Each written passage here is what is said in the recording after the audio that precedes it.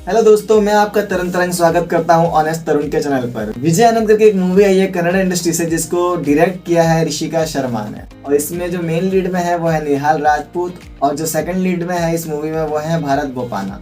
Film एक biographical है और जो कि विजय शंकेश्वर के जीवन पर आधारित है, और इस मूवी को प्रोड्यूस किया है उन्हीं के बेटे आनंद शंकेश्वर ने।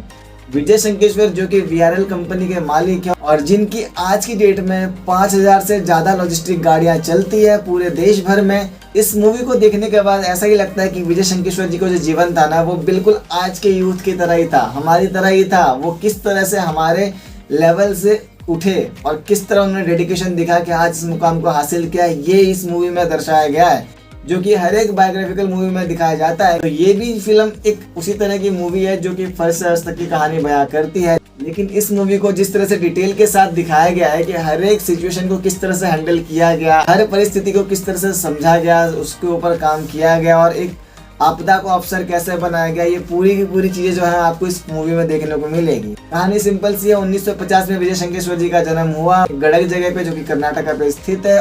और बचपन से ही वो अपने पापा के साथ जो उनका प्रिंटिंग पब्लिशिंग छोटा सा जो ऑफिस था उस पे काम करते थे। और फिर बड़ा होकर उन्होंने सोचा कि हमें कब तक मैनुअली काम करना पड़ेगा, एक सेमी ऑटोमेटिक मशीन लेकर आते हैं। और मुंबई जाके वो एक सेमी ऑटोमेटिक मशीन 80,000 देकर खरीद के लेकर आए, और उस 80,000 को उन्होंने बैंक से लोन लेके उठाया था। और मात्र 1 साल के अंदर ही उन्होंने उस 80,000 के लोन को चुकाने के बाद अपनी पूरी पब्लिशिंग कंपनी को प्रॉफिट में ले आए। ये डेडिकेशन उनके फादर को बहुत अच्छा लगा। वो चाह रहे थे कि वो अपनी पूरी कंपनी विजय शंकेश्वर को दें, और उन्होंने दिया भी। लेकिन कुछ टाइम बाद जैसे जैसे फैमिली बड़ी होती चली गई, सबकी शादी हो गई, बच्चे हो गए, तो विजय शंकेश्वर को लगा कि एक ही कंपनी से इतनी बड़ी फैमिली को चलाना बहुत मुश्किल है।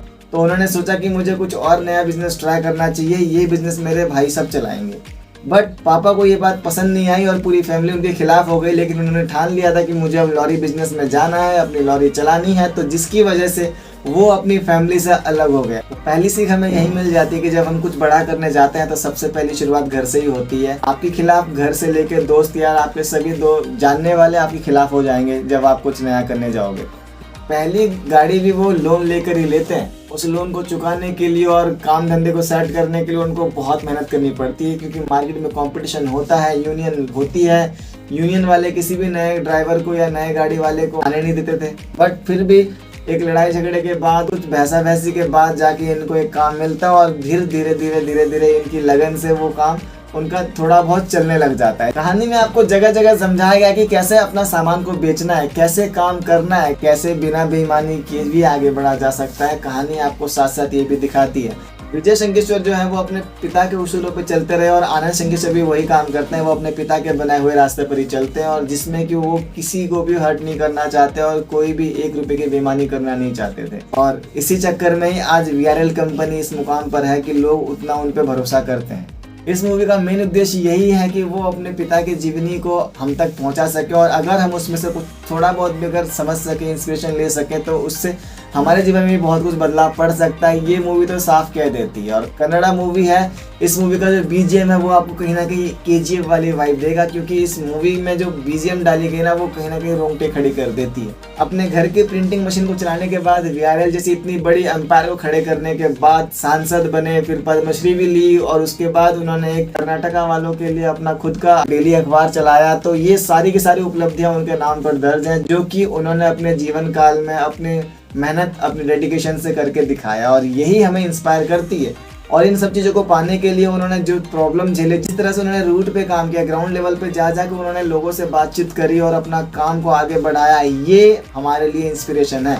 इस फिल्म में आपको कुछ भी ओवर द टॉप देखने को नहीं मिलेगा, जो कुछ भी दिखेगा रियलिस्टिक लगेगा। हाँ, कुछ एक्शन सीक्वेंस है जिसमें आपको लगता है कि प्योर साउथ वाला चीज़ देखने को मिल रहा है, लेकिन उसके बाद भी पूरी की पूरी कहानी जो है आपको बहुत अच्छी लगेगी। 2 घंटे 39 मिनट की इस पूरी फिल्म में आप कहीं भी बोर नहीं होगे। आपको हर एक सीन इंस्पायर करेगा, हर एक सीन आपके रोंगटे खड़े कर देगा। वो बाप बेटे की नोकझोंक, और जब बाप बेटे आपस में मिलते हैं तो वो भी आपको कहीं ना कहीं रोंगटे खड़े कर देगा। और आनंद शंकेश्वर जी का इसमें जो रोल है ना, छोटे बच्चे से लेकर उनकी जवानी तक का, और ऋषिका शर्मा के डायरेक्शन में इस मूवी को बहुत अच्छे तरीके से बनाया गया है। और ये मूवी वाकई में हम सबको इंस्पायर करने में कामयाब हो जाती है।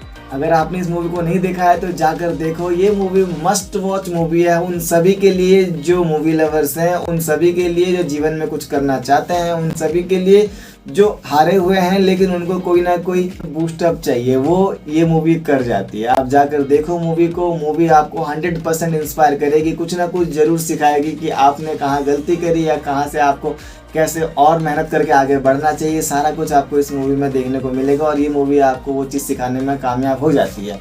मेरा अगर ये वीडियो आपको अच्छा लग रहा हो और आपने अगर इस मूवी को देख लिया हो तो आपको मूवी कैसी लगी मुझे कमेंट करके जरूर बताना, और मेरे इस चैनल को like share comment and subscribe जरूर कर देना। मिलते हैं फिर किसी नए वीडियो में, तब तक के लिए जय हिंद।